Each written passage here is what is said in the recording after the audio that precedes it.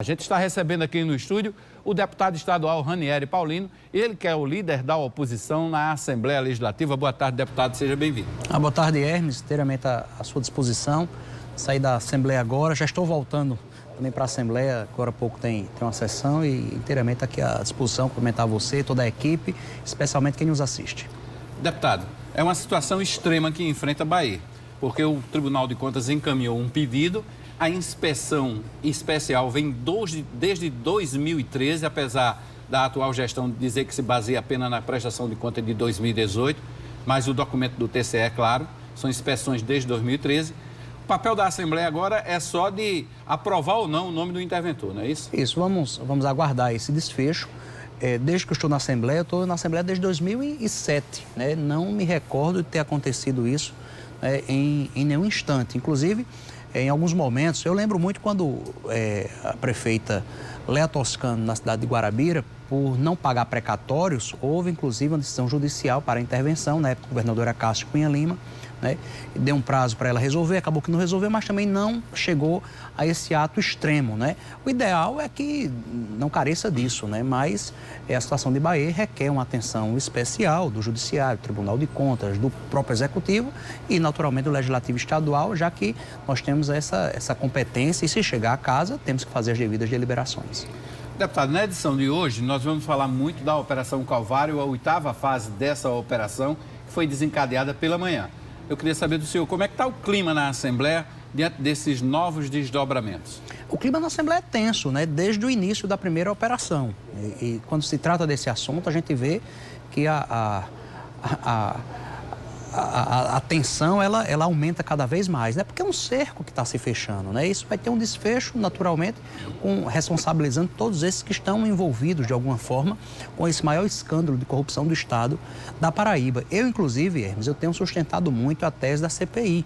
A CPI não é para fazer frente ou ser concorrente com os outros órgãos fiscalizadores, exemplo do GAECO, mas é para também a Assembleia cumprir o seu papel. Quem aprova ou não as contas do governador da Paraíba é a Assembleia da Paraíba. Eu não votei uma conta sequer de Ricardo Coutinho, mas eu acho que quando agora o Tribunal de Contas anunciou que vai fazer alguma revisão de contas, a Assembleia tem que estar acompanhando isso por algumas razões, além de apontar e ajudar na elucidação, de apontar os responsáveis para buscar os recursos que foram desviados. Pouco tem se falado na recuperação desses recursos. Esses recursos precisam voltar ao Estado da Paraíba e ser aplicado em saúde pública. Foi prometido um hospital em cada município. Você se recorda disso, a população paraibana se recorda disso. E o que a gente tem ouvido todos os dias é a dificuldade em tratamento. Agora mesmo, um jovem fazendo uma campanha para o tratamento de câncer, né? Isso é o que a gente vê de forma muito recorrente, porque os dinheiros, os recursos que eram para ser aplicados na melhoria da saúde das pessoas foram desviados não só para a campanha eleitoral, mas também para enriquecimento ilícito. Essa ação impetrada pela Procuradoria-Geral do Estado, pedindo ressarcimento de 52 milhões de reais da Cruz Vermelha, não seria suficiente? Olha, acredito que sim, mas o próprio Ministério Público identifica aí um desvio de aproximadamente 150 milhões de reais. E aí, justamente porque o GAECO, ele tem, pelo que me parece, tem direcionado muito mais para as operações voltadas para a saúde, mas a CPI que está proposta pela bancada da oposição é das organizações sociais, sem medo de errar.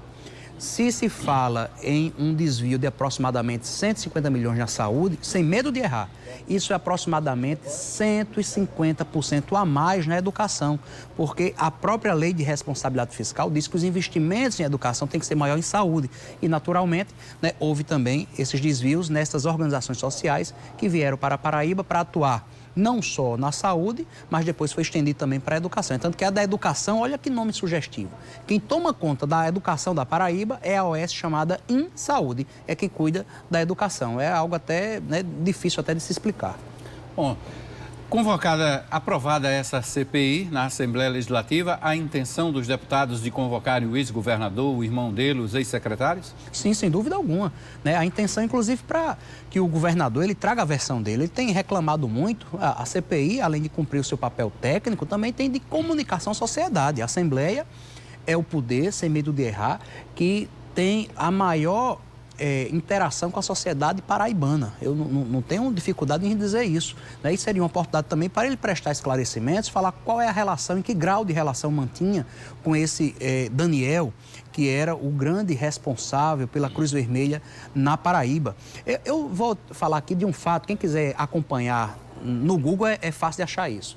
Bota assim, Ranieri Paulino, voto vista, Cruz Vermelha. Você vai ao ano de 2011 verificar isso. Lá pelo 10º minuto, é um vídeo longo, tem o parlamentar, que era o relator da matéria, que diz, Ranieri, quando eu estava fazendo o meu voto, Ranieri, se isso for verdade que você está colocando aqui, vai terminar e todo mundo preso. Isso lá em 2011, teve um colega que era o relator, o voto dele foi substituído pelo meu, porque nós tivemos a maioria na CCJ, depois perdemos em plenário. Mas para você ver como era algo que a gente estava sinalizando que não daria certo. E não é pelo só o modelo, né, o modelo de organização social, mas é a permissividade que estava se estabelecendo. Pegar esse exemplo do Rio de Janeiro, o MDB do Rio de Janeiro, que não serve de exemplo para mim, serviu de exemplo para o Girassol fazer aquelas tratativas que Sérgio Cabral e companhias fizeram aqui na Paraíba e está dando o que está dando.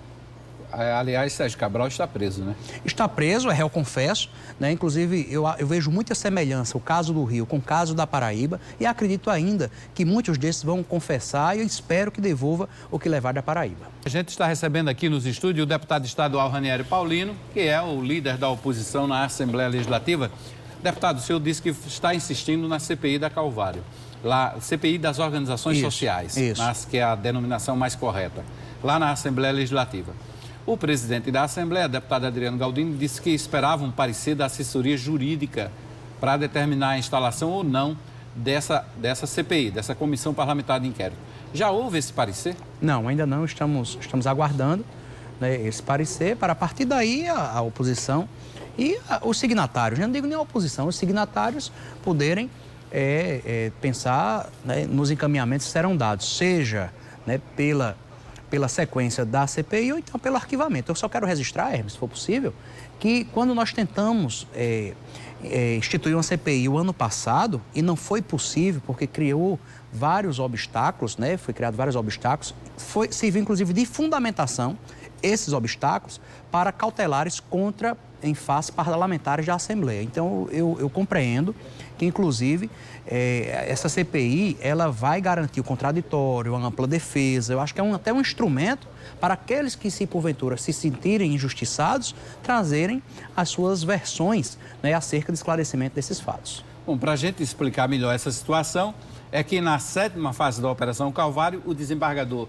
Ricardo Vital de Almeida, que é o relator da Calvário no Tribunal de Justiça, citou essa estratégia da bancada aliada ao ex-governador Ricardo Coutinho de criar várias CPIs para impedir a aprovação de um eventual requerimento de uma comissão parlamentar de inquérito para investigar as organizações sociais. Foi exatamente. Isso? Sua colocação foi perfeita, de acordo com os autos, inclusive, consta isso, né, numa das laudas.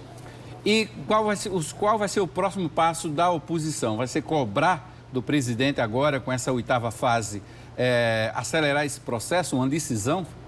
Olha, eu tenho defendido, cada um tem que cumprir o seu papel. Eu compreendo o papel, né, do Ministério Público, do Judiciário, mas a Assembleia não vem cumprindo o seu papel nesse episódio, né? E institucionalmente nós temos, né, que acompanhar esses acontecimentos, não apenas com discursos, mas efetivamente, concretamente participando, porque a função típica, né, do Legislativo, além da confecção de leis, é o acompanhamento da execução do orçamento. Esse orçamento, ele foi viciado, ele foi desviado, os recursos públicos na Paraíba, e a Assembleia não pode fazer cara de paisagem diante desse cenário.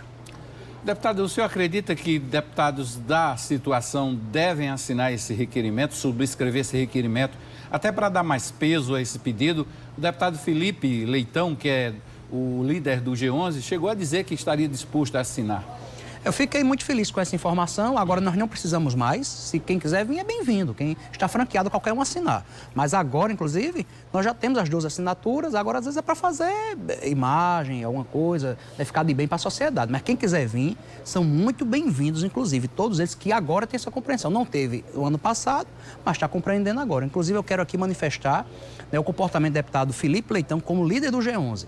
Tá? O G11, às vezes, a gente não funciona bem, não flui bem o que a gente tem se entendido, mas eu quero excluir o deputado Felipe Leitão, que a gente tem acertado em relação às lideranças, no papel dele, mesmo que ele vai só, às vezes ele cumpre. Nem sempre a sua bancada o acompanha. Bom, deputado, vamos falar um pouquinho também... Não é coronavírus não, viu? Nem corivírus.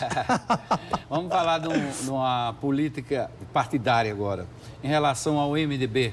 O MDB, como é que o senhor avalia esses primeiros passos do MDB nesse ano eleitoral, definições de pré-candidatura? O MDB finalmente vai ter candidatos em João Pessoa, Campina Grande e outros grandes colégios do Estado? Eu conversei algumas vezes com o presidente Baleia Rossi, e a direção nacional do PMDB está muito focada nessa recuperação da imagem do partido. Eu acho que nós somos a lona. O governo Michel Temer, eu já disse isso várias vezes aqui, e volto a dizer, foi o que pior aconteceu à imagem do PMDB nos últimos anos. Foi muito ruim, foi terrível para a nossa imagem. Inclusive, o resultado eleitoral foi fruto disto também, em nível nacional, em nível da Paraíba, além desses que eu já mencionei, a Cruz Vermelha, que veio para fazer essa política de cooptação, né, e tentar derrubar de todo jeito a oposição. O PMDB é um partido de oposição. Então, nesse sentimento de recuperação de imagem, o PMDB tem se movimentado muito bem, sim.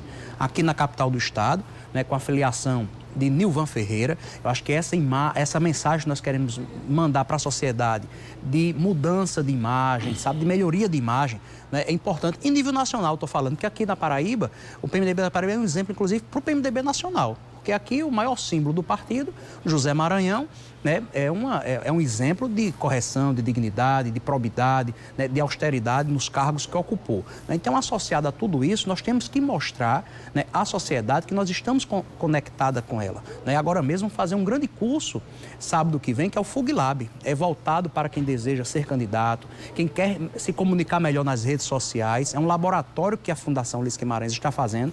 São cursos de edições em todos os estados, e a Paraíba será agora, dia 14, vai justamente estar o encontro de nós recuperarmos, inclusive, a imagem positiva que o povo brasileiro e da Paraíba sempre teve do MDB, pelas lutas que sempre travou em defesa da sociedade, da democracia, pelo trabalho prestado aqui. Foi o governo que mais fez por água. Ontem mesmo eu estava numa atividade para lançamento, possível lançamento, nós estamos lutando para a instalação do Porto de Águas Profundas, um projeto nosso, um projeto do PMDB, de Zé Maranhão, que nós estamos tentando trazer para Mataraca, que sem dúvida alguma vai desenvolver muito a Paraíba.